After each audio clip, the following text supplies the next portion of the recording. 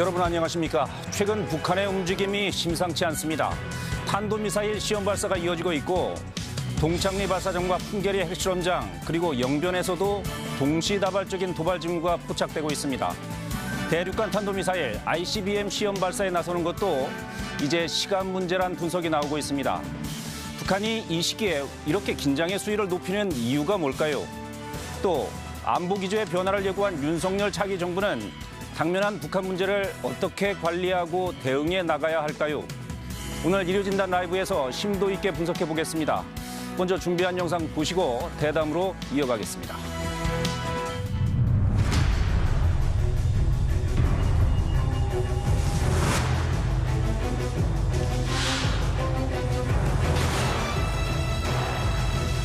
우리 군은 추가 발사에 대비하여 관련 동향을 면밀히 추적 감시하면서 대비 태세를 유지하고 있습니다.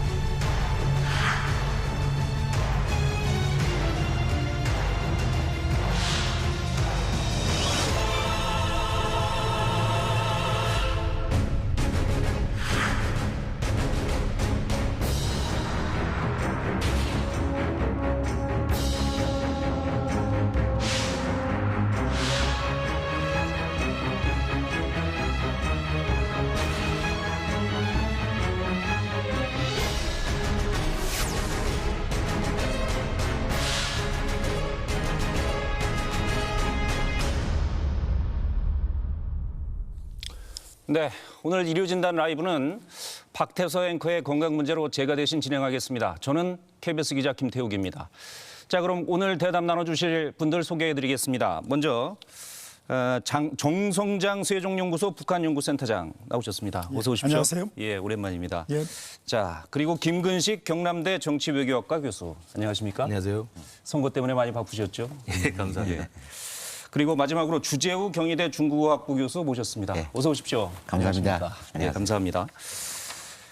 자, 최근 북한의 탄도미사일 발사가 계속되고 있습니다. 1월 달에만 7번, 2월에 잠깐 주춤하는가 했더니 이달 들어서 다시 도발을 재개하는 그런 모양새입니다. 며칠 전이었죠. 16일 발사까지 하면 올해 들어서만 벌써 10번째입니다. 북한의 의도를 먼저 짚어볼 필요가 있겠습니다. 통상 북한이 이런 군사적 도발을 할 경우에 고도의 정치적인 국제 정치적인 노림수가 깔려 있다 이렇게 분석되곤 하는데, 자, 정 센터장님, 최근 북한의 도발 어떤 의도가 있다고 보십니까?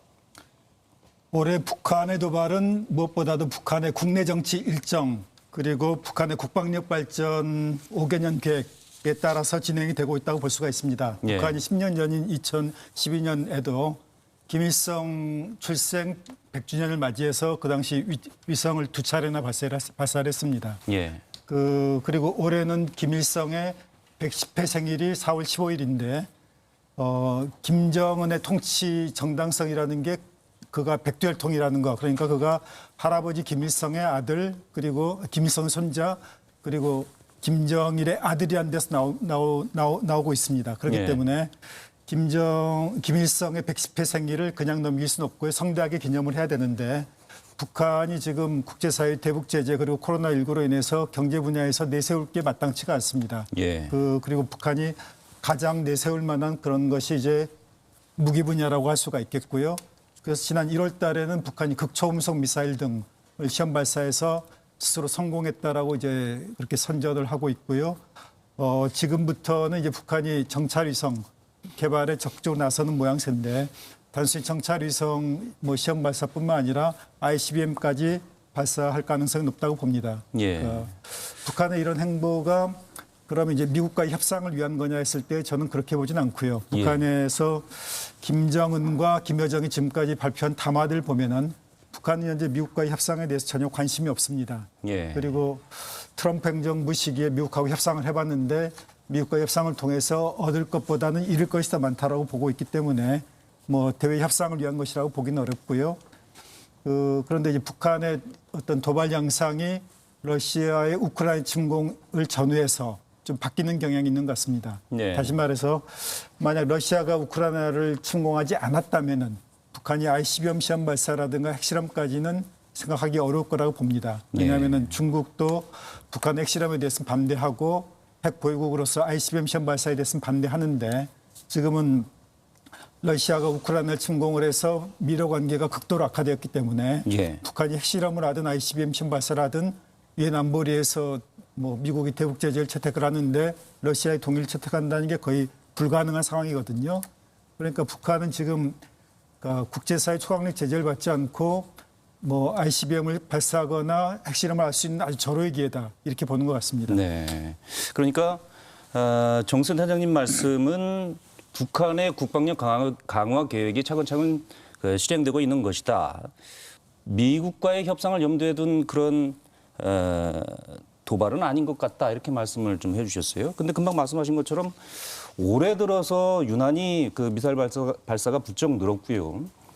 우크라이나 사태로 국제 정세가 매우 불안한 그런 상황이고 남한에서는 또 대선 국면이 있었습니다. 김 교수님 보시기에 이런 그 시점도 어떤 정치적 의미가 있을까요? 시점을 고려를 하지요. 예. 그러니까 작년 2021년 1월에 이제 8차 당대를 열어서 그 예. 8차 당대에서 이미 이제 국방력 강화를 통해서 조국 통일을 대비한다는 이야기까지 강령에 다 넣었고 그러면서 국방발전 5대 과업이라는 걸 제시를 했었어요. 그 예. 5대 과업이 이제 기존의 핵 보유국을 넘어서는 이제는 핵 강국으로서의 더 발전된 기술과 능력들을 구비하라는 거거든요. 다양한 예. 내용들이 거기에 제시가 돼 있습니다. 그 일정에 따라서 사실은 작년에 2021년 내내 준비를 해왔고요. 예. 그러면서 뭐 이스칸데르급이든 뭐 에이테킴스든 여러 가지 준비를 하다가 지금 이제 2022년에 들어서는 10번째 미사일 발사를 하고 있는데 그러니까 큰 틀에서 보면 우리 정 박사님 말씀대로 북한의 노동당 대회에서 채택한 국방발전 5대 가업의 축시 따라서 이제 가는 측면이 있고 그런데도 시기적으로 왜 지금이냐 이런 측면에서 보면 그런 두 가지 요소가 있을 수 있죠. 국내적으로 이제 남쪽의 정권 교체라는 그 시대적인 어떤 그 국면에 대한 고려가 있었을 것이고 또 하나는 우크라이나 침공이라고 하는 국제 정세에 대한 고려가 분명히 있었을 것이다. 예. 그래서 저는 길게 보면 북한 내부의 핵 강국으로 발돋움하기 위한 자기 기술 일정에 따른 어떤 준비의 결과가 있을 수 있고 그다음에 단기적으로는 남한의 정권 교체와 미국과 러시아 사이의 이 갈등 국면에 대해서 자기가 좀 이 국면을 좀 활용하면 좀 낫지 않겠느냐 네. 이런 좀 전술적 고려도 분명히 있었다고 봅니다. 그러나 어쨌든 큰 틀에서는 북한은 이미 이제 핵 보유국으로 가기로 마음을 굳힌 상태이고 네. 제 개인적으로는 이미 김정은의 머릿속에는 핵을 포기하겠다는 생각은 아예 없는 상태이기 때문에 저는 그것을 이제 핵 포기를 포기한 김정은이라고 보는데요. 네. 그런 일정 때에 따라서 움직이는데 그때 단기적인 전술적 국면에 대한 고려는 하고 있을 것이다 이런 생각을 하고 있습니다. 네. 핵 포기를 포기한 김정은이라고 말씀을 해주셨습니다. 저희가 그래픽을 하나 준비한 게 있는데 과거에도 북한이 남한 선거를 전후해서 뭐 여러 차례 군사적 도발을 감행을 했었죠. 준비된 그래픽이 있으면 좀 보여주시겠습니까? 자, 2007년 대선 때는 대선이 끝난 뒤에 석 달 뒤에 도발이 있었고 2012년엔 투표 날을 불과 일주일 정도 앞둔 시점이었죠. 일주일 앞두고 ICBM급 로켓인 은하 3호, 광명성 3호를 탑재해서 발사를 했었습니다. 이때는 뭐 초대형 도발이라고들을 일컬었었죠. 진보 진영이 집권했던 선거 때도 마찬가지입니다. 2017년 대선 때는 투표일을 전후해서 여러 차례 미사일 발사가 있었습니다. 자, 추 교수님 어떻게 보십니까? 저렇게 북한이 도발하는 것이 우리 대선을 의식한 측면도 분명히 있다 이렇게 보십니까? 네, 없지 않아 있겠죠. 그 과거에 이제 이 뭐 미사일 탄도 미사일 발사 시험 외에도 뭐 과거에는 이제 북풍이라는 이제 그러한 이제 그랬었죠. 그런 도발이 있었지 않습니까? 근데 이게 하나의 우연의 일치일지는 모르지만서도 지금 아까 정 박사님께서 말씀하셨다시피 북한도 자기네 미사일하고 핵 개발을 하는 데 있어요. 자기는 나름대로 일정이 있고 그다음에 우리가 특히 이제 2017년도 이제 유의해서 봐야 될 거는 우리가 대선이 5월 달에 있었지만서도 그때 2017년도 트럼프 행정부가 출범하면서 예. 그때부터 북미는 서로 강경책으로 갔거든요. 그러면서 그 트럼프가 취임하자마자 그 북한이 이제 일단은 탄도미사일 발사 시험을 했고요. 예, 그러면서 이제 계속해서 강경 모드로 갔었죠. 그래서 두 나라 간에 이제 치킨 게임을 했었는데요. 예. 그러면서 아무래도 북한의 이제 군사적인 도발이 이제 더 강해졌었고요. 거기에 이제 밀리지 않겠다고 이제 미국도 굉장히 강경책으로 나가면서 저렇게 2017년도에는 이게 진보 정권이 보수 정권 그 문제가 아니고 예, 정말로 미국과 북한 사이에 그때 이제 정말로 전략적 경쟁 관계가 굉장히 심화됐던 것이었죠. 예. 근데 이제 올해 들어와서는 좀 다른 양상을 보이고 있는데요. 저도 이제 뭐 정 박사님하고 김 교수님께서 지적하셨다시피 지금 북한은 자기 나름대로 스케줄을 가야 되고 하는 과정에서 지금 올해 같은 경우는 아까 정 박사님께서도 말씀하셨지만서도 저도 이게 코로나 사태와 정말로 굉장히 연관이 깊다고 생각합니다. 그러니까는 코로나 사태 때문에 지금 경제는 굉장히 큰 타격을 받았고 외교적으로 지금 굉장히 자기네 고립주의고 그다음에 국경을 폐쇄하고 봉쇄 정책을 하면서 외부와의 교류가 없습니다. 모두 다 차단했기 때문에 그렇기 때문에 미국과의 협상이라든가 뭐 우리와의 대화도 지금 실질적으로 이루어질 수가 없고요. 그런 상황에서 정말로 김정은이 자기의 통치 과업으로 내세울 거는 이 군사적인 분야밖에 없는 것 같습니다. 그래서 거기에 아마 매진을 하고 있는 것 같습니다. 그리고 한 가지 더 고려할 부분이 있는 게 그러니까 아까 우크라이나 사태 얘기를 했지만은 지금 한국의 경우를 봤을 때 3월 9일 날 대통령 선거가 있었는데 당선인이 공식 취임하는 건 5월 10일입니다. 그러니까 3월 9일부터 5월 10일까지 권력 교체기로서 지금은 이제 북한에 대해서 강경한 뭐 윤석열 당선인이 그러니까 대통령직을 아직 뭐 인수한 게 아니기 때문에 북한이 ICBM을 쏘든 뭘 하든 간에 거기에 대해서 강력하게 대응을 할 수 없는 그런 상황입니다. 바로 이제 그러니까 그런 점도 북한이 고려해서 일단 만약 새 정부가 출범하게 되면은 새 정부가 아주 뭐 강력하게 뭐 나오겠죠. 뭐 사드를 추가 배치한다라든가 그렇기 때문에 그 전에 북한이 시험 발사할 수 있는 거는 미리 다 하는 게 좋겠다라는 판단도 뭐 하고 있을 거로 예상이 됩니다. 그러니까 국제적으로는 우크라이나 사태 때문에 또 국내적으로는 정권 교체기이기 때문에 북한이 이런 도발을 해도 강력한 대응에 나서기가 어렵다. 결국 자신들의 국방력을 강화하고 개발하는 데 있어서 아주 적기라고 스스로 판단했을 가능성이 있다. 이런 말씀이신데요. 자, 지난 16일이었죠. 저번 주였는데 북한 미사일이 탄도미사일로 그러니까 ICBM으로 추정되는 미사일을 쐈다고 해요. 그런데 채 20km를 못 가서 공중에서 폭발했습니다. 실패한 셈이 됐는데 그렇다면 북한으로서는 뭐 그 체면은 구긴 셈이 되지 않았겠습니까? 이것을 만회하기 위해서라도 곧 추가 도발을 할 것이다. 이렇게 분석이 되고 있습니다. 같은 생각이십니까? 예, 맞습니다. 그러니까 금년 들어서 뭐 잇따른 미사일 도발을 보면 다종다양한 무기, 다종다양한 기술, 다종다양한 장소, 발사 방식들 이러저러 다 실험을 해보는 거거든요. 그게 이제 핵 기술의 고도화의 일정에 따른 겁니다. 근데 지금 이번에 16일 날 실패했던 것은 지금 우리 국방부와 미국 당국이 지금 공동으로 분석한 바에 따르면 가장 최신의 초대형 ICBM에 대한 시험 발사 징후라고 보고 있는 거 아니겠습니까? 화성 17형이라고 이제 분석을 한 결과가 나온 건데 그렇다면 이것은 기존에 했던 것들을 이렇게 기술력을 진화시키는 것을 넘어서서 새로운 ICBM의 사거리라든지 발사 방식이라든지 또 택탄두의 중량이라든지 이런 것들을 새로운 단계로 진입시키려는 노력을 하고 있는 거죠. 바로 그런 면에서 본다면 16일 날 실패했다고 만약에 판정이 된다면 반드시 성공을 시켜야 되는 겁니다. 왜냐하면 새로 시도하는 화성 17형의 시험 발사가 성공할 때까지 해야 되는 거 아니겠습니까? 과거에 박근혜 정부 때도 보면 계속 미사일 쏠 때는 실패도 하고 또 실패하다가 또 성공을 시키고 이렇게 하거든요. 그러면서 보면 지난주에 실패했다는 그 화성 17형의 ICBM 발사 시험이라고 한다면 조만간 그리고 아까 우리 정 박사님 말씀하신 것처럼 시기적으로 이 부분이 권력의 교체기이기 때문에 현 문재인 정부가 강경한 대응을 하기도 사실 쉽지 않고 그렇다고 윤석열 당선인이 그 부분에 대해서 입장을 내가지고 이 관철시키기도 쉽지 않기 때문에 그다음에 그 우크라이나 전쟁 때문에 미국과 국제사회 관심이 거기 쏠려 있기 때문에 지금의 상황이 자기의 필요한 기술력들을 빨리 진화시켜서 성공할 때까지 해보겠다는 의미는 충분히 있을 것 같고요. 그렇습니다. 그렇다면 조만간 북한이 ICBM 추가 도발에 나설 것으로 예상되고 있는 시점인데 한 가지는 좀 짚고 가야 되겠습니다. 미국이 북한의 레드라인을 설정할 때 북한이 ICBM 시험 발사를 하면 안 된다.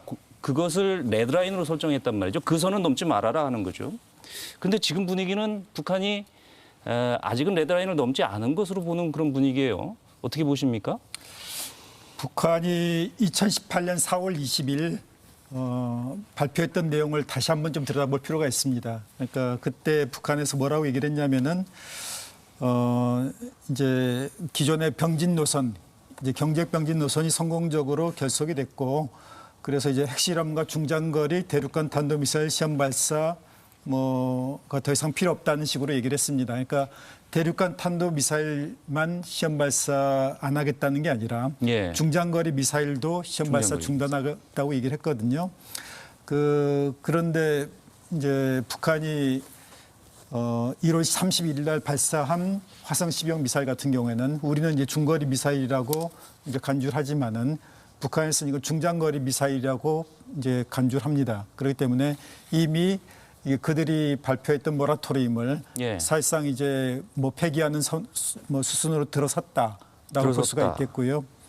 그 ICBM 시험 발사는 이제 따라서 시간 문제라고 해석할 수 있습니다. 그리고 또 북한이 최근에 풍계리 핵실험장을 복구하는 모습을 보여주고 있는데, 북한이 핵실험을 안 할 거면 뭐하러 핵실험장을 복구합니까? 그러니까 핵실험장도 이제 복구하는 이유는 언젠가 곧 7차 핵실험을 이제 강행하기 위한 거라고 볼 수 있겠고, 예. 뭐 빠르면 이제 올해 9월이나 9월쯤에서 북한이 7차 핵실험을 강행할 가능성도 있다고 봅니다. 금방 언제라고 말씀하셨습니까? 올해 9월 정도? 올해 9월 정도요? 예, 예. 핵실험을. 자, 지금 그 북한이 ICBM 추가 발사 도발에 나설 것이다라고 예상되는 시점에 대해서도 여러 가지 얘기들이 있는 것 같아요. 조금 전에 정 센터장님 말씀하셨다시피 4월 15일이 이제 김일성 주석의 110주년 생일이죠. 그때를 즈음하지 않겠느냐라는 예상이 가장 많은 것 같습니다. 뭐 이른바 4월 이기설인데 그때가 가장 유력하다고 보십니까? 그렇죠. 4월 4.15가 이제 태양절이라고 그래서 예. 김일성 생일이고 이제 북한에서는 대대적으로 기념해야 될 날이고, 또 그때는 우리 새 정부가 지금 등장하기 전이고, 예. 그러니까 권력의 과도기 있는 거 분명히 맞죠. 그리고 그때까지라면 우크라이나 전쟁도 지속이 될 가능성이 있고, 그러면 김정은의 계산 속에서 보면 국내적으로 정치적 의미가 굉장히 높은 시기이고, 그다음에 대남 또는 대국제 관계를 봤을 때는 자신들이 해야 될 일들을 했을 때 그렇게 세게 강경한 어떤 일관된 어떤 일치된 그 모습으로 어떤 반응이 나오기는 쉽지 않기 때문에 예. 해야 될 일을 그때 해야 된다는 생각은 분명히 할 것으로 보입니다. 예. 그래서 저는 2017년에 이른바 이제 화성 15형을 발사를 한 다음에 국가 핵무력의 완성을 선언하고, 그다음에 2018년에 가서 지금 말씀하신 것처럼 모라토리움을 선언했단 말이에요. 그러니까 그 정도에서 일단 핵질주는 멈췄다고 저는 생각을 합니다. 예. 그러니까 박근혜 정부 내내 핵실험 해오고 ICBM 발사했고, 문재인 정부 와서도 문재인 정부가 진보 진영의 새로운 정권에도 불구하고 아랑곳하지 않고 자기 핵 스케줄대로 계속 했거든요. 내달렸습니다. 내달리고 자기들이 원했던 목표까지 다 도달한 것이 2017년 말이었고, 그러니까 2018년에 평창 동계올림픽을 활용해서 협상회장으로 나온 거거든요.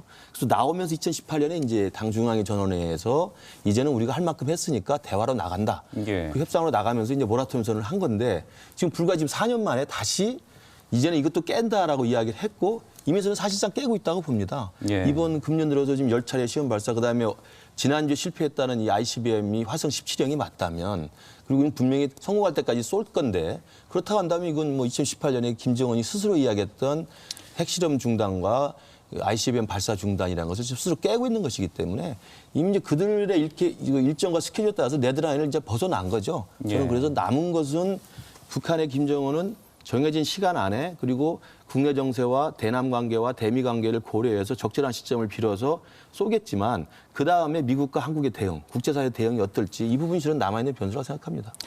추가적으로 한 가지 더 말씀을 드리면은 한미연합훈련이 예. 4월 중에 개최될 가능성이 높거든요. 그래서 한미연합훈련 때 뭐 전략 폭격기라든가 이런 것이 동원돼서 북한을 고강도로 압박하면은 북한이 또 그것을 반발해가지고 또 ICBM을 시험 발사할 수 있고요. 그리고 ICBM을 뭐 시험 발사한다고 했을 때 적어도 한 3번 정도는 쏴봐야 이게 정말 안정적인 건지, 기술적으로 신뢰한 건지, 신뢰성이 있는 건지 어느 정도 뭐 자신을 할 수가 있습니다. 그러니까 뭐 한 번 쏴가지고는 안 되고요. 예. 3번 정도 쏴야 된다면은 여러 차례 이제 시험 발사하는 게 필요하다고 할 수가 있죠. 네. 그 한 가지 궁금증이 생기는 게 있는데요. 최근 북한의 도발이 이어지면서 여러 가지 분석들이 좀 나오고 있는데 그 중에 하나가 국제 고립에 빠져 있는 북한 입장에서 조금 전에 말씀하셨지만 경제적인 어려움도 있고요. 이런 것을 타개하기 위해서는 북한의 행동을 좀 촉구하고 대미 협상력을 높여야 하기 때문에 이런 도발에 나서는 게 아니냐 이런 분석들이 있단 말이죠. 그렇다면은 대미 협상력을 높이기 위해서라고 한다면 레드라인을 넘어서지 않는 선에서 도발을 이어가지 않겠는가라는 예상도 가능하지 않겠습니까? 이미 레드라인을 넘어서 버리면 대미 협상력이 더 이상 뭐 의미가 없어지는 거 아닙니까? 레드라인을 넘어섰으니까 모라토리엄이 폐기되는 상황이라면 주 교수님 어떻게 보십니까?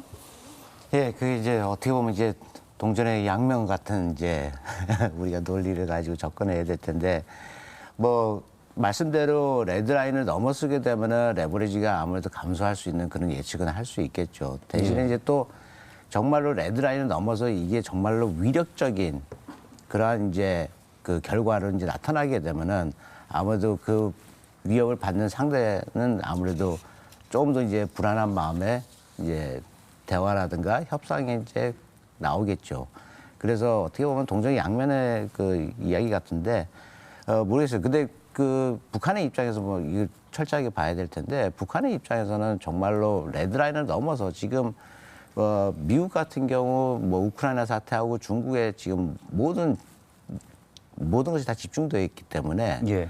아무도 자기네가 그 원하는 만큼 미국의 관심도 못 끌고 중국의 주의도 못 끌고 있는 상황에서 아무도 좀 더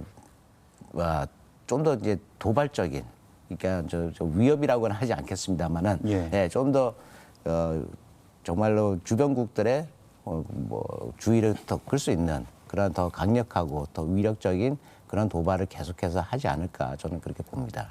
네. 저는 레드라인에 관련해서는 우리 앵커께서 말씀하신 것처럼 넘지 않아야 협상력이 생기는 것도 맞는데 그건 저는 핵일 보유하기 이전에는 그게 가능하다고 생각해요. 그러니까 잘 아시는 것처럼 94년에 제네바 합의 때까지만 해도 예. 핵을 개발하는 진행형이었잖아요. 그러니까 네.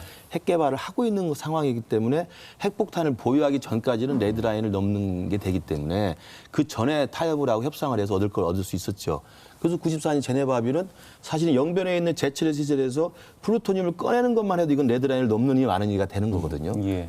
충분히 미국의 주목을 끌고 미국의 협상자가 나올 수 있는 거였는데 그 뒤로 뭐 거의 한 20년 넘게 오면서 이미 핵 보유는 다 돼 있는 상황이고 네. 2018년에 핵 보유, 핵 무력의 완성을 선언할 때도 트럼프 행정부하고 김정은 체제가 격돌했을 때 이미 레드라인 한참 넘어서서 트럼프는 화염과 분노로 북한을 다 디스트로이 없애겠다고 했고 김정은은 하려면 해라 보복하겠다라고 상황에서 일단 핵무기를 확보한 상태거든요. 저는 네. 그래서 지금 2022년에 나와 있는 만약에 화성 17형이라고 하는 미국의 동부까지 타격이 가능한 그런 ICBM의 기술적인 성공을 잃어버린다면 이건 레드라인을 넘어서서 이게 넘을 거니까 나를 봐줘. 이게 문제가 아니고 이미 나는 넘어섰고 나는 오히려 너희들이 나를 2차 타격할 수 없을 정도의 충분한 능력이 있다. 그러니까 예. 너희들이 우리를 선제 공격하더라도 우리는 다시 한번 2차로 다시 반응할 수 있는 것이기 때문에 건들지 못할 것이다라는 것을 확실하게 심어주는 거거든요. 그래서 저는 주 교수님 말씀대로 넘지 않는 것이 협상적인 게 아니라 이미 넘어서서 이제 도저히 미국 입장에서 봐도 북한은 언터처블, 도저히 건드릴 수 없는 국가가 돼버리는 것이 자기들이 협상력을 높인다고 아마 지금 스스로 생각하고 있는 것 같아요. 그래서 더 심각한 상황이죠. 더 이상 레드라인의 의미를 찾지 못하는 거기에 그런 구애받지 상황. 않는다는 거죠. 구애받지 않는 그러니까 상황이다. 레드라인이라는 게 딱 고정적인 게 아니라 그렇죠. 레드라인이 계속 높아져 왔다라고 그렇죠. 이제 봐야 되고요. 아, 그렇군요. 그러니까 이미 예. 넘은 레드라인을 또 다시 넘어서고 있는 거다. 그래서 네. 지금 김 교수님 말씀하신 것처럼 북한이 그러니까 이렇게 계속 레드라인을 넘어서는 거는 이제 우월적인 지위에서 나중에 협상을 하더라도 한다. 그러니까 지금 당장은 협상을 할 생각이 없고 만약에 뭐 차기 대선에서 미국 대선에서 트럼프가 다시 재선된다. 그러면 그때 다시 한번 협상을 해볼 수 있겠죠. 그런데 그 이전까지 자신의 힘을 키워가지고 더 이제 우월적인 지위에서 협상을 한다. 뭐 이런 계산을 할 수도 있다고 봅니다. 예. 네, 지금까지 북한의 의도가 무엇인지에 대해서 좀 말씀을 나눠봤는데요. 이것도 좀 짚고 넘어가 보죠. 지금 북한의 ICBM 대륙간 탄도미사일 기술이 어느 수준까지 와 있습니까? 지금 아까 말씀드린 것처럼 이제 투발 수단으로서의 ICBM이라는 것은 사실은 이제 대기권 밖으로 나갔다가 다시 상대 타겟 국가의 대기권으로 진입할 때 기술이 있어야 되는 건데 예. 이 부분은 이제 북한이 지금까지 실험 발사를 무시하게 했습니다만 그 사거리를 다 제대로 쏠 수 있는 실험을 할 수가 없기 때문에 왜냐하면 태평양을 건너야 되기 때문에 예. 고각 발사라는 편법으로 시도를 했거든요. 그러니까 고각 발사를 통해서 사거리에 대한 계산이 가능하지만 실제로 그것을 정확히 대기권 밖으로 나가가지고 재진입하는 것까지는 해보지 않았습니다. 예. 그러나 아마 내부적으로는 다 저는 검증을 거쳤다고 봐요. 그래서 뭐 분석에서는 그 대기권 재진입 기술은 확증되지 않았다고 합니다만 저는 내부적으로는 뭐 북한 스스로 그건 검증을 했다고 보고요. 그래서 예. 이번에 화성 17형을 발사해서 진짜 15,000km 이상이 확실하게 정리가 된다고 한다면 미국 본토에 대한 충분한 타격 능력을 보여주는 것이고 잘 아시는 것처럼 그 60년대 드골 대통령이 프랑스에서 독자 핵무장 할 때도 미국에서 핵우산을 줄 테니까 확장 예. 억제를 할 테니까 불란서는 독자적으로 안 가져온다고 했지만 항상 하는 이야기가 있지 않습니까? 파리를 지키기 위해서 샌프란시스코를 버릴 수는 없을 것이다. 이게 뭐냐면 북한이 미국 본토에 대한 타격 능력을 가지고 있으면 아무리 한미 간의 동맹이 있어도 북한이 남한을 공격하고 침략을 했을 때 미국이 섣불리 핵우산을 주지 없다는 걸 알고 있거든요. 바로 그런 것들을 전략적으로 보여주는 게 ICBM 발사를 성공을 시켜서 미국 본토에 대한 타격 능력을 확실하게 보여주면 이건 북한이 확실히 우위에 있는 거죠. 저는 그래서 이런저런 게임 체인저 상황이 이미 돼 있다고 보고요. 돼 있는 상황에서 중요한 건 미국과 한국의 단호한 대응입니다. 여기서 그렇군요. 또 어떻게 할 예. 것인지 이 부분이 저는 남아있는 과제라고 생각합니다. 그러니까 화성 17형 그러니까 북한이 지금까지 세 종류의 탄도 대륙 ICBM을 개발했다고 지금 알려져 있는데 화성 15형 같은 경우에 뭐 사거리가 13,000km 정도 되는 가장 긴 것이었는데 지금 화성 17형까지 나와 있어요. 화성 17형은 뭐 간단히 좀 정리를 좀 해주시겠습니까? 그 화성 17형이 기존에 북한이 쐈던 미사일하고 다른 거는 ICBM하고 다른 거는 일단 다탄두 미사일이라는 겁니다. 그러니까 탄두가 하나 있을 때는 이제 이게 격추가 되면은 그걸로 끝나게 되죠. 근데 미 본토에 도달해서 이게 여기서 ICBM에서 여러 개의 탄두가 동시에 나간다. 그랬을 경우에는 이것을 격추할 확률이 줄어들게 됩니다. 네. 그 바로 이제 북한이 노리는 게 그거라고 할 수가 있겠고요. 그리고 북한의 ICBM 능력에 대해서는 좀 과장된 측면이 있는 것 같습니다. 북한이 항상 보면은 좀 그 선전이 실제 능력보다 앞서가거든요. 그러니까 2017년에는 많은 사람들이 의아해한 게 화성 15형을 한 번 쏘고서 이제 뭐 벌써 뭐 핵무력 완성을 선포했다. 이거 너무 서둘러서 핵무력 완성을 선포한 거 아니냐. 그러니까 적어도 이제 한 다른 나라는 더 많이 하지만 북한은 최소한 3번 정도 해가지고 큰 문제 없으면 이제 완성됐다라고 선포하고 그런데 그 당시에 이제 뭐 한 번 쏘고서 핵무력 완성 선포한 것도 이제 더 이상 쏘기에는 이제 국제사회 초강력 제재에 대한 압박에 대한 부담감 이런 것도 작용을 했다라고 볼 수 있을 거고요. 예. 그리고 지금도 이제 이쪽의 분야의 전문가들, 핵과 미사일 분야 전문가들은 북한이 재진입 기술을 갖추는데 앞으로도 한 10년 정도는 소요가 될 거다 그렇게 보는데, 그러니까 당장은 심각한 위협은 아니라 하더라도 앞으로 언젠가는 10년이라든가 언젠가는 북한이 재진입 기술까지 가지게 될 가능성이 높습니다. 그래서 예. 우리한테 중요한 거는 북한이 ICBM을 시험 발사하지 못하도록 막는 거. 예, 그래서 그 기술을 확보하지 않도록 막는 것이 앞으로 상당히 중요한 과제라고 할 수 있습니다. 예. 화성 17형은요. 그러니까 지금 지금까지 있었던 2017년에 15형과 다른 건 초대형 일단 ICBM이고, 왜냐하면 2020년에 노동당 창건 기념식 열병식에서 한번 선을 보였고 세계 최대라고 그러더군요. 북한 스스로도 화성 17이라고 이름을 가르쳐 줬어요. 예. 그러니까 이미 자기들 프로그램에 의해서 이제 준비 중인 그 최대 ICBM이고요. 그다음에 거기서 나온 것처럼 뭐 지구상에 있는 ICBM 중에서 제일 길이가 길고 직경도 제일 높고, 그다음에 거기에 나와 있는 게 이제 이동식 탑재기 발사대라고 할 수 있는 텔에 그 바퀴 가지고 다 하지 않습니까? 그게 22개 바퀴로 뭐 지구상에서 가장 긴 바퀴에 세웠기 때문에 저는 이 화성 17형이 성공을 해버리면 사실상 미국과 러시아의 버금가는 ICBM을 일단 시도를 한다라는 네. 걸 보여주는 것이기 때문에 아까 제가 말씀드린 것처럼 이미 남쪽에 대한 위협은 뭐 이스칸데르든 뭐 에이스템스든 다양한 또 초대형 방사포든 남쪽에 대한 군사적 위협은 충분히 갖고 있죠. 문제는 남쪽에 대한 위협을 했을 때 미국이 한미동맹으로 다시 북한을 공격을 했을 때 다시 미국을 본토를 타격할 수 있는 위협이 가능한가의 문제이기 때문에 예. 그 부분을 이제 확실하게 실현시키기 위해서 저는 제가 볼 때 그들의 핵질주 스케줄로 간다고 봅니다. 지금. 예. 정리를 해보면 우리 세 분 교수님 모두 북한이 이제 ICBM 시험 발사로 가는 것은 시간 문제다 하는 거고 ICBM 기술은 뭐 다소는 그 견해 차이가 좀 있는 것 같고 한 10년 정도 걸려야 재진입 기술, 그러니까 대입고는 다시 들어오는 거죠. 재진입 기술을 확보할 것이다라는 의견도 있으신 반면에 우리 김 교수님 같은 경우에는 거의 지금 개발이 완료 단계가 아닌가 이렇게 보고 계신 것 같아요. 자, 그러면 중요한 거는 역시 이 북한의 도발에 우리가 어떻게 대응할 것인가 하는 점입니다. 매번 발사가 있을 때마다 정부가 NSC를 열어서 도발 자제를 촉구해 왔고 지난달 말이죠. 유엔 안보리에서 북한의 도발 문제를 또 논의하기도 했습니다. 한미를 비롯한 11개 나라가 규탄 성명을 내기도 했는데 자, 주 교수님, 네. 그 우리 정부의 지금까지의 대응은 어떻게 평가하십니까? 지금 우리 정부가 지금 지난 5년 동안을 보게 되면 저는 한 두 가지 측면에서 볼 수가 있는데요. 정말로 2018년도에 한반도에 봄 그 정부가 선전을 했을 때는 굉장히 소극적으로 임했던 것 같습니다. 예. 그래서 그 당시 이제 국민 여론도 이제 왜 이렇게 소극적으로 나오느냐, 소극적으로 대응을 하느냐 거기에 대해서 이제 불만도 있었고. 그다음에 도발이라 하지 못하고 이런 우리 안보에 대해서 이렇게 불안감을 조장하는 그런 이제 모습을 보였었는데 사회자님께서 말씀하셨다시피 지금 이제 후반부에 들어와서 정부 임기 후반부에 들어와서는 유엔에서 그 규탄 결의 성명 채택하는 데도 적극적으로 나섰고 그래서 이제 좀 다른 양상을 보이는데.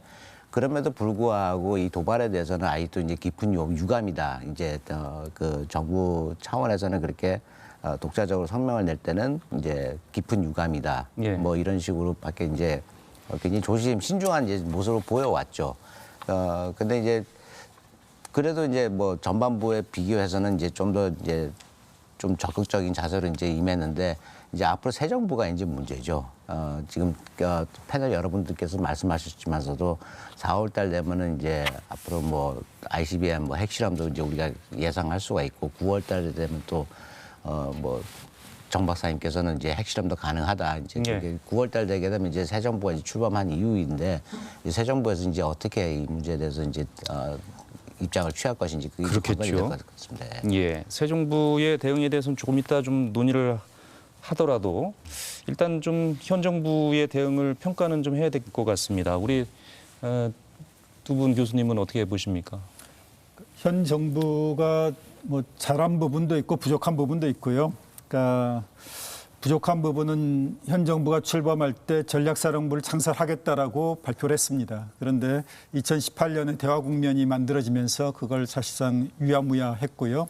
그러다가 이제 임기 말인 이제 올해 들어와서 기존의 육군 미사일 사령부를 육군 미사일 전략 사령부로 그리고 기존의 방공 유도탄 사령부를 방공 미사일 방어 사령부로 확대 개편하기로 했습니다. 그러니까 북한의 위협이라는 게 뭐 재래식인 뭐 육군력이라든가 공군력 아니지 않습니까? 예. 뭐 북한의 기름이 부족해서 탱크 훈련도 제대로 못하고 비행기도 제대로 못 뜨고 그러니까 북한 최대 위협이 핵과 미사일인데 그럼 북한 핵과 미사일이 대응할 수 있는 그런 체제가 필요한 거죠. 근데 우리는 지금까지 그러니까 1950년 6.25 전쟁 때 그때 만들어진 기존의 국방 체계를 거의 지금까지 그대로 유지해 왔습니다. 북한은 이제 김정은 집권 이후에 육해공군 외에 전략군이라는 걸 만들었는데 그 전략군에 대응할 수 있는 그런 태세가 안 돼 있었던 거죠. 그런데 임기 말에 가서 조금 약간 늦은 감이 있지만은 육군 미사일 사령부를 육군 미사일 전략 사령부로 확대 개편하고 방공 유도탄 사령부도 방공 미사일 방어 사령부로 확대 개편한 건 좀 긍정적인 거다. 그래서 예. 현 정부에서 이제 지키지 못한 전략 사령부 창설을 차기 정부가 꼭 해줬으면 하고요. 그리고 예. 또 하나 인정할 부분은 위기가 때로는 이제 기회가 될 수가 있는데 그러니까 북한이 계속 이제 연이어 미사일 발사하고 이제 그래서 현 정부가 그러니까 우리 어떤 미사일 개발에 족쇄로 작용했던 미사일 지침, 한미 미사일 지침을 점진적으로 하나하나씩 이제 그걸 뭐 부분적으로 해제하다가 작년 5월에는 완전히 해제하지 않았습니까? 예, 풀어냈죠. 그래서 이제 이제는 뭐 우리가 괴물 폭탄이라고 할 수 있는 현무포라든가 뭐 미사일 개발과 관련해서 우리가 핵은 없지만은 상당한 정도로 북한 지도부에 타격을 줄 수 있는 그런 미사일 개발도 가능해졌기 때문에 뭐 이 부분은 좀 인정할 수 있는 부분 아닌가 생각을 합니다. 최근에도 한국형 미사일 방어 체계의 핵심이라고 하는 뭐 요격 미사일 체계라고 하죠. 그 시험 성공 소식도 있었고요. 남북 간의 그 군사적 군비 경쟁이 가속화되는 게 아니냐 이런 얘기도 좀 있어요. 그건 제가 볼 때 불가피할 수밖에 없을 겁니다. 네. 그러니까 북한이 저렇게 핵 기술을 고도화시키고 핵 능력이 진화되고 있고 미국에 대한 2차 타격 능력까지 확보하게 되는 상황이면 우리는 자체 방어 능력을 가질 수밖에 없기 때문에 이른바 이번 대선 기간에도 삼축 체제 뭐 킬체인 선제 타격 이야기 가지고 여야 후보 간의 논쟁이 있었습니다만 이미 노무현 정부 이후부터 우리 국방백서에 이른바 북한이 핵 도발했을 때 대비한 우리 삼축 체계에 대한 것은 군사 교류로 되어 있는 겁니다. 그럼 뭐 당연히 방어력이라는 우리 안보 차원에서 필수적으로 할 수밖에 없는 것이고 지금 말씀하신 그런 LSM이라든지 우리 스스로의 한국형 방어 체계 자체를 키워나가는 것은 저는 한쪽 측면으로 계속 가야 되는 것이고 저는 이제 이 현 정부 문재인 정부의 이 북핵 정책의 성과를 좀 평가해 본다면 2018년에 이른바 평창 프로세스라고 하는 한반도 평화 국면이 있었죠. 저는 그 국면에 좀 문재인 정부가 정상회담을 3차례나 하고 트럼프와 김정은이 2차례 북미 정상까지 했음에도 불구하고 지금 임기가 끝나는 지금 상황에서 보면 사실 아무것도 지금 이루어진 게 없지 않습니까? 북은 북대로 화가 나 있고 남쪽은 이미 이제 더 이상 북과의 협상을 통한 북핵 문제 해결은 불가능한 게 아니냐라는 게 여론조사 보면 80% 가까이 국민들이 그렇게 믿고 있습니다. 이제 그런 상황이기 때문에 좀 현실을 좀 직시할 때가 됐다. 그리고 그 현실의 직시는 과거에 김대중 노무현 정부 때 했던 북한과의 협상과 북한과의 인게이지먼트, 북한과의 화해를 통해서 핵 개발 의도를 취소시킬 수 있다고 하는 그 선의에 기댄 협상의 어떤 결과는 이제는 포기해야 된다고 생각을 합니다. 제 개인적으로. 그러니까 그때 김대중 노무현 때 저는 햇볕 정책은 타당했다고 보는데 그건 왜냐하면 핵 개발 중인 상황이었어요. 핵을 개발하려고 했을 때 핵 개발의 필요성을 없애주는 거죠. 아 그래 김정일 그럼 네가 핵 개발할 필요가 없게 해줄게. 그게 남북의 화해협력이고 그게 북미 관계 개선이고 그게 평화체제 만들어주는 거였죠. 그러나 그 시기가 이미 지났습니다. 그건 누구 탓을 하는 것은 나중 문제를 하더라도 그 시기는 이미 지났고 우리가 김대중 정부 때 노무현 정부 때 2차례 정상회담까지 하고 엄청나게 많은 9.19 합의 2.13 성명 많이 했음에도 불구하고 결국은 안 됐고 지금에 와서는 누구 탓을 할 필요도 없이 이미 김정은은 핵 국가가 됐고 핵 무장 국가이고 미국에 대한 이제 ICBM 발사 능력까지 가지고 있는 상황이 돼버렸기 때문에 과거 20년 전에 이 접근 방법을 그대로 좀 되풀이하는 건 문제가 있다. 그런 면에서 2018년에 평창 프로세스에 대한 마지막 기대를 걸었음에도 불구하고 사실은 그때 당시 저도 그랬습니다만 대부분의 많은 국민들이 72년에 닉슨 대통령이 마오쩌둥 만나는 것처럼 자 트럼프하고 김정은 만났으면 이제 다 해결될 거야 생각했지 않습니까? 지금 뭐가 돼 있습니까? 그러니까 안 되는 거거든요. 저는 그래서 이 문제를 이제는 근본적인 과거에 대한 이제 패러다임에서 벗어나서 새로운 성찰을 해야 될 때가 됐다. 그걸 저는 이제 새로운 윤석열 정부에서 변화된 현실, 아까 제가 말씀드린 핵 개발 국가가 아닌 핵 무장 국가, 그리고 핵 포기를 포기한 김정은의 전략에 우리가 맞서서 어떻게 우리 안보를 챙기고 북한의 이 비핵화를 이끌어낼 것인지에 대해서 새로운 접근을 한다고 봅니다. 지금까지 좀 한 시간이 얼마 남지 않았는데 지금까지 북한의 도발의 의도와 현 정부의 대책, 대안, 대응까지 짚어봤고 차기 정부가 그러면 어떻게 해야 될 것이냐를 이제 짚어봐야 되는데 그 전에 짧게 국제사회 대응 능력도 한번 좀 점검해 볼 필요가 있겠습니다. 누차 말씀하셨지만 지금 우크라이나 전쟁 때문에 미국이 거기에 집중하고 있는 그런 모양새란 말이죠. 그런 상황에서 북한이 ICBM 도발에 나서는 그런 변수가 또 등장한 건데 미국 바이든 행정부 같은 경우에 이 두 가지 사안을 동시에 관리하고 처리할 수 있는 여력이 있다고 보십니까? 주 교수님? 네, 저는 지금 현 상황에서 약간 좀 회의적입니다. 그러니까는 지난 2월 22일 날 하와이에서 한미일 외교장관이 이제 그 회담을 가졌었는데요. 그 협의를 가졌었는데 그 당시 이제 블링컨이 이제 그 한 말이 이제 우리 언론에 다 타전이 됐었죠. 미국은 걸어가면서 이제 껌을 씹을 수 있다. 근데 그거는 저는 이제 들었을 때 미국이 지금 전략적 인내 2.0 버전을 지금 생각하는구나. 그러니까 걸어가면서 껌을 씹겠다는 거는 이제 껌을 이제 북한에 비유를 하게 되면은 더 이상 이제 북한이 더 이상 도발하지 못하게끔 자기네가 질겅질겅 씹으면서 압박을 가하면서 그러니까 예. 압박은 제재죠. 그러면서 이제 계속해서 물고 가겠다는 거예요. 근데 협상을 하겠다면 이제 껌을 뱉어야 되는데 껌을 뱉기 위해서는 그 타이밍은 이제 굉장히 바이든 행정부가 이제 고민을 많이 할 텐데 지금 우크라이나 사태도 있고 대중 견제 전략도 있고 하기 때문에요. 그래서 그 껌을 언제 뱉느냐는 이제 그런 이제 단물이 다 빠진 다음에 이제 그렇겠죠. 그렇기 때문에 제가 보기에는 그 타이밍을 지금 굉장히 두고서 바이든 행정부에서 고민을 할 텐데 모르겠어요. 그래서 저는 지금 그 껌을 계속 물고 있겠다고 하는 것은 아직까지 여력이 없다고 생각하는 것 같습니다. 예. 네. 주 교수님이 중국 전문가니까 주 교수님한테 한 가지만 더 여쭤보겠습니다. 네. 지금 어쨌든 북한이 레드라인을 넘어서는 수순으로 가고 있는데 이걸 지금이라도 당장 막으려면 중국의 역할이 중요하지 않겠습니까? 네, 맞습니다. 중국의 입장과 역할을 어떻게 평가하십니까?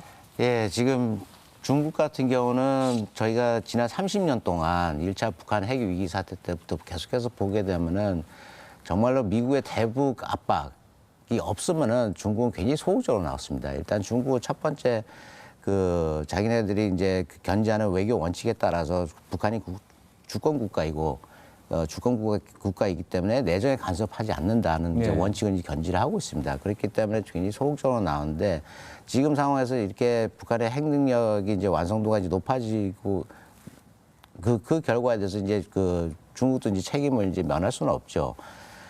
그래서 이제 2차 북한 핵 위기 사태 때는 이제 보게 되면은 이제 아무래도 미국이 정말로 북한의 2차 북한 핵 위기 사태가 이제 발생했을 때 미국이 이제 이라크 전쟁하고 아프가니스탄 전쟁에 이제 들어가는 이제 그 시기였거든요. 그래서 예.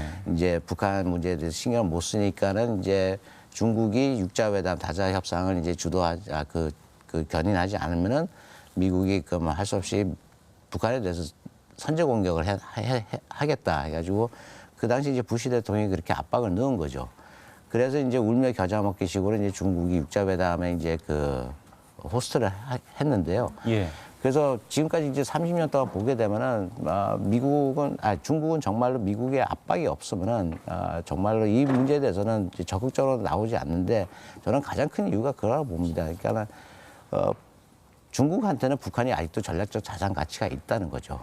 예. 그래서 북한의 붕괴는 자기네들이 원하지 않고, 예. 그렇다고 정말로 핵 보유국으로 인정하기는 싫고 대신에 한미동맹이 이제 유지되고 있는 한은 한반도 내에서 세력 균형을 하는데 북중 동맹 관계도 유효하고 그다음에 북한의 그런 이제 군사력 강화의 결과도 세력 균형에는 어느 정도 일조를 한다 하는 전략적인 계산 때문에 아직까지는 북한의 전략적 자산을 보기 때문에 중국이 괜히 소극적으로 나오는 것 같습니다. 그렇습니다. 좀 추가적으로 한 가지 말씀을 드린다면은 2018년에 북한이 남북대화, 북미대화에 나섰던 중요한 배경 중에 하나가 그 당시에 2017년에 중국의 유엔 안보리 대북 제재에 대한 적극적인 동참 이게 중요하게 작용을 했습니다. 그러니까 당시만 하더라도 북한이 중국의 반대에도 불구하고 계속 미사일 발사하고 핵실험하는 데 대해서 중국도 화가 많이 나 있었고요. 그래서 중국도 대북 제재에 적극적으로 동참하면서 제가 중국을 여러 차례 가봤지만은 이제 북한으로 들어가는 차량이라든가 그런 것들도 급감하고 6차 핵실험 이후에는 상당히 이제 북한이 타격을 받을 수밖에 없는 상황이었습니다. 그래서 이제 북한이 마지못해 이제 평창 동계올림픽 참가하겠다고 하면서 이 대화에 나섰다고 볼 수가 있고요. 예. 앞으로도 북한의 ICBM 발사를 막을 수 있는 거는 중국밖에 없다고 봅니다. 그런데 중국이 막게 하기 위해서는 미국이 거기에 대해서 일정하게 한편으로는 압박도 강하고 인센티브도 가야 되는데 지금은 이제 미국이 중국의 베이징 올림픽에 대해서 외교적 보이콧도 했고 그래서 미중 관계가 상당히 악화된 상황이기 때문에 예. 중국이 적극적으로 나서지 않는 상황입니다. 그렇기 때문에 단순히 어떤 중국의 협조를 그냥 그대로 기대하기는 어렵고 압박을 가할 필요가 있는데 예. 중국이 가장 싫어하는 게 사드 추가 배치 아닙니까? 그래서 북한이 ICBM을 시험 발사하면은 이 윤 당선인이 그러면 우리는 사드 추가 배치를 적극적으로 검토하지 않을 수 없다라고 이제 이야기하면은 이제 중국도 당황해 하겠죠. 예. 이게 ICBM 발사 문제가 이게 단순히 뭐 미국과 북한만의 문제가 아니라 자신들에게도 불똥이 튀는 심각한 문제다. 그래서 일단 뭐 검토를 하겠다라는 건 반드시 하겠다는 건 아니지만은 50% 정도는 이 가능성을 열어두는 거 아닙니까? 그래서 중국이 적극적으로 나서서 북한 ICBM 발사 못 막으면은 우리는 그 사드 추가 배치 적극적으로 검토하겠다 이런 식의 좀 발언이 필요하다고 보고요. 예. 그리고 또 북한이 핵실험하게 되면은 그러면은 새 정부는 미국과의 핵공유라든가 전술핵 재배치라든가 독자적 핵무장이라든가 다 열어놓고 검토하겠다라고 이야기를 하면은 중국이 또 이거 심각하게 받아들일 겁니다. 왜냐하면 중국은 가장 우려하는 게 그러니까 한국하고 일본이 핵을 가지고 나중에 대만까지 핵무장하는 거 이걸 가장 최악의 시나리오로 보거든요. 예. 그리고 중국 전문가들 만나보면은 지금은 미국이 안 그럴 것 같지만은 호주에도 이제 원자력 잠수함 뭐 제공하고 그런 것처럼 이제 중국을 견제하기 위해서 금기시되었던 그 선을 계속 넘어서고 있기 때문에 나중에 상황이 악화되면은 정말 대만의 핵무장까지 용인할지 모른다라는 우려를 갖고 있습니다. 그래서 이런 이제 중국의 우려를 한편으로는 이제 활용하고 또 그러면서 또 압박만 하면은 중국이 반발하니까 이제 앞으로 중국이 과거에 육자회담 개최했던 것처럼 사자회담 개최해서 그 북한을 회담 테이블에 끌고 오는 걸 너희가 좀 역할을 해봐라 하면서 중국에게 좀 이제 외교적 역할을 부여하는 그런 이제 좀 양면적인 접근이 필요하지 않나 생각을 합니다. 네.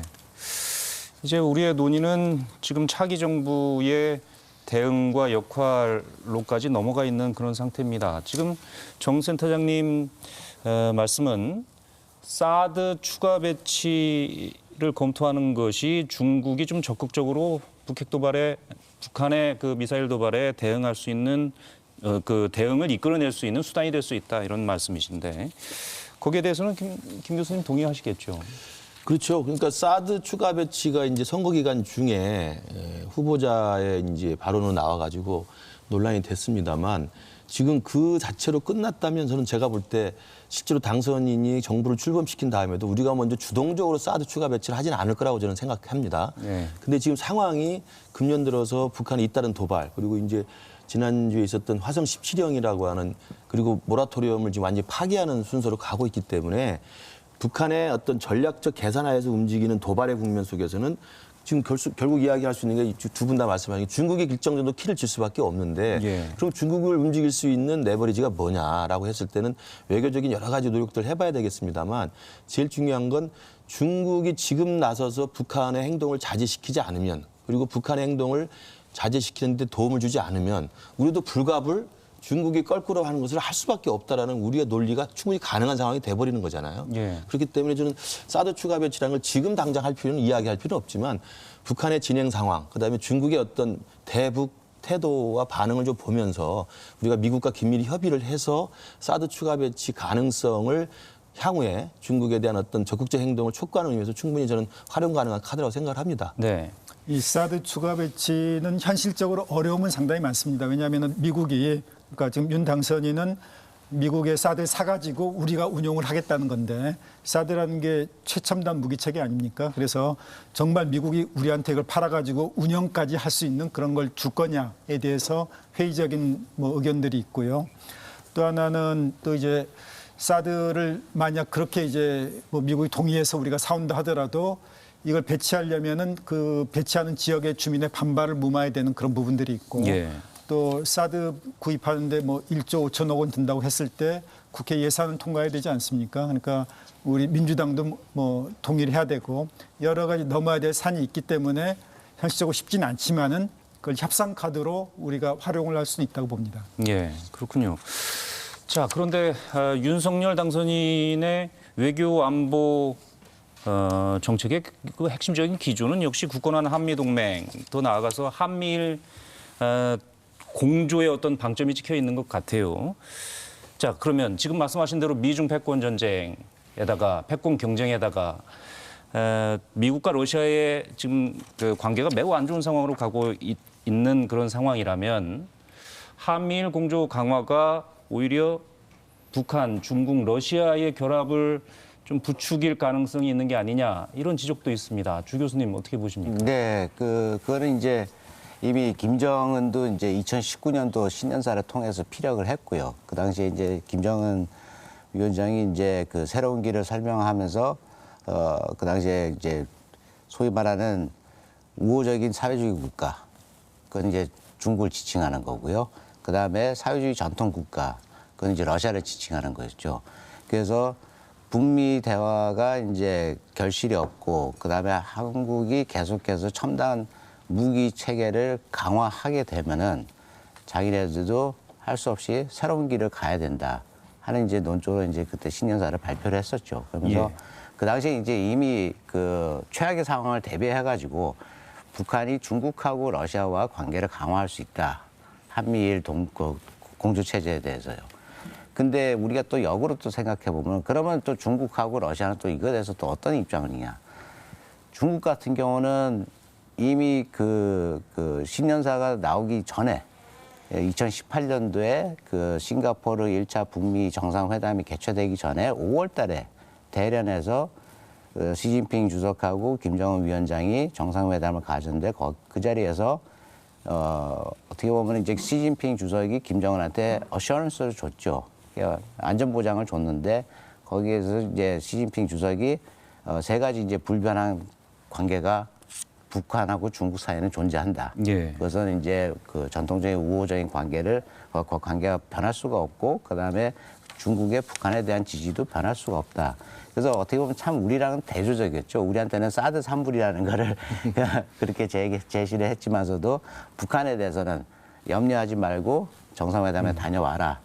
이런 식으로 이제 했죠. 그러면서 이제 그리고 나서 이제 2019년도 이제 그 신년사에서 이제 그런 새로운 길을 이제 그 김정은이가 발표할 수 있는 그런 이제 자신감이 거기서 나왔고요. 그다음에 이제 러시아 입장에서 보게 되면은 그 당시에는 이제 러시아는 이제 그 부분에서는 어떤 입장도 표명을 하지 않았지만서도 지금으로서는 지금 우크라이나 사태가 있고 그다음에 미중 간의 이제 전략적 경쟁 관계가 심화되고 하다 보니까는 러시아 입장에서는 이 극동 러시아 지역에서 북한과 그다음에 중국과 지금 공조 체제를 이루는 거는 자기네들한테 손해될 건 없다. 네. 대신에 이제 2018년도라든가 2019년도 상황에 비해서는 훨씬 더 이제 기묘하게 쓸 수 있는 그런 카드다. 해서 이제 아마 그렇게 북한이 손을 내밀면 잡을 수 있는 그런 의향은 있을 것 같습니다. 그렇군요. 그렇게 되면은 그 국제 질서 자체가 약간 신냉전의 양상이 갈수록 뚜렷해지는 그런 모습으로 갈 텐데 그것이 북한 문제 또 남북 관계에서는 오히려 그 대립을 격화시키는 방향으로 가지 않을까 하는 우려도 있습니다. 그러니까 이번에 우크라이나 사태를 보면서 과거의 탈냉전 이후에 미국 이른바 이제 슈퍼파워라고 해서 초강대국으로서의 막강한 힘을 가지고 있었지 않습니까? 근데 저는 이번에 우크라이나 침공 사태를 보면서 미국의 힘이 예전 같지 못하다. 그러니까 러시아가 저렇게 막무가내로 정말 말도 안 되는 침략을 하는데 미국이 그냥 수수방관할 수밖에 없는 상황이고 나토도 사실은 과거의 냉전 시대의 나토라는 건 강력한 집단 방위 체제였습니다만 탈냉전 이후에 나토가 회원국 수가 늘어나고 굉장히 확대되면서 이 나토가 일종의 그런 집단 안전보장기구로서 확실한 억지를 가지고 있느냐. 예. 나토 안에서도 사실은 러시아에 대해서 어떻게 할지 사실은 합의가 안 되거든요. 이제 그런 걸 보면 그런 걸 또 빈틈을 노리고 푸틴은 또 자기의 야욕을 채우고 있는 건데 저는 이 변화된 국제 정세의 어떤 질서 속에서 북중러가 하나가 한편이 만들어지고 예. 그리고 그 북중러가 북한의 도발들을 계속 뒤에서 이렇게 도와주는 그런 형국이 된다고 한다면 우리 대한민국의 국가 이익 차원에서도 그럼 새로운 생각을 해야 된다. 저는 그렇게 봅니다. 그래서 과거처럼 미국이 해주겠지. 그리고 또 우리가 뭐 일본하고 잘 지내면 되겠지. 이런 식의 생각도 중요하겠지만 더 중요한 것은 우리 스스로의 힘을 키워서 지금 이번에 우크라이나를 보면 사실은 자국 스스로의 방어 능력 아니면 누가 그걸 할 수 있겠습니까? 그래서 우리 대한민국 스스로의 방어 능력과 안보 태세를 확립하는 게 제일 우선이고요. 그 다음은 저는 저쪽 북중러가 결속되면 결속될수록 저는 한미일도 같이 갈 수밖에 없다고 생각합니다. 한미일 네. 대만이 같이.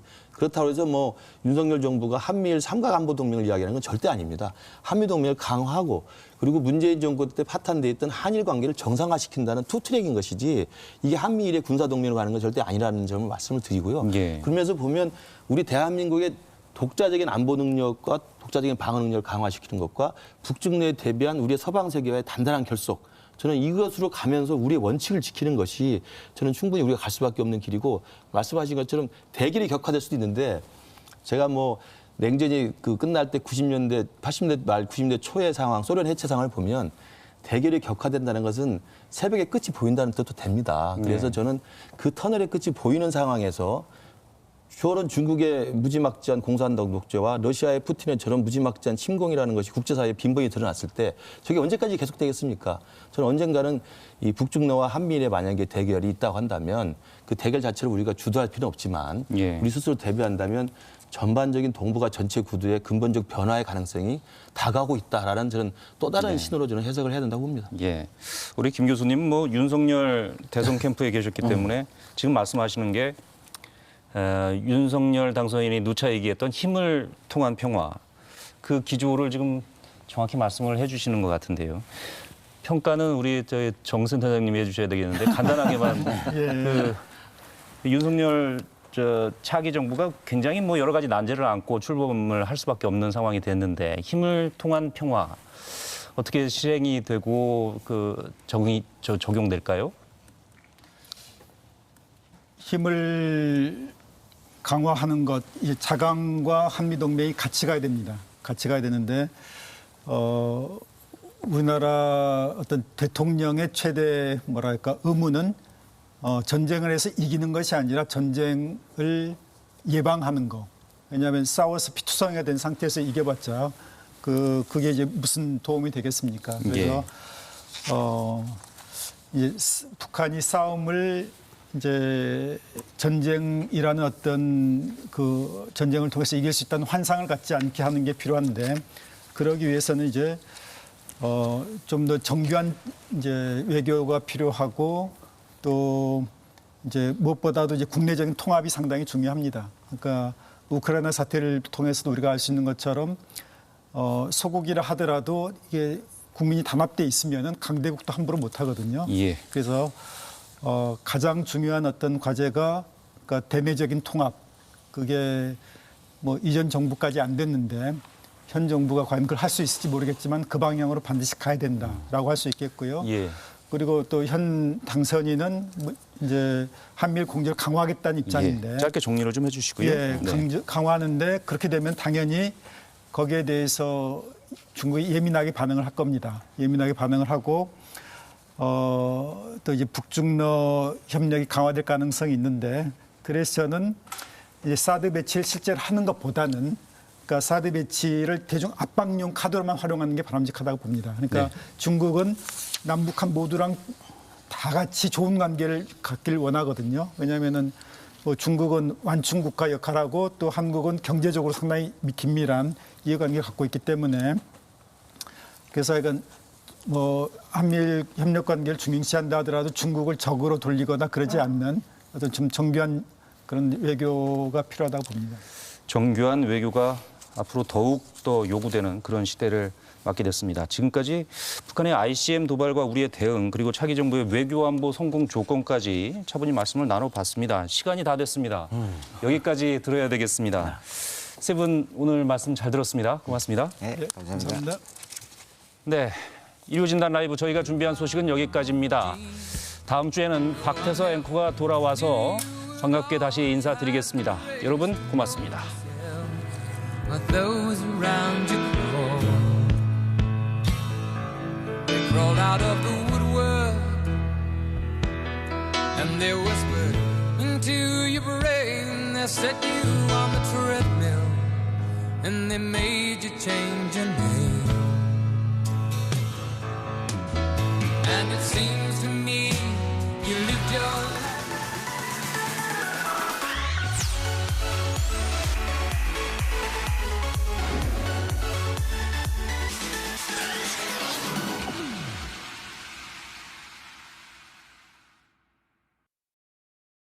있습니다.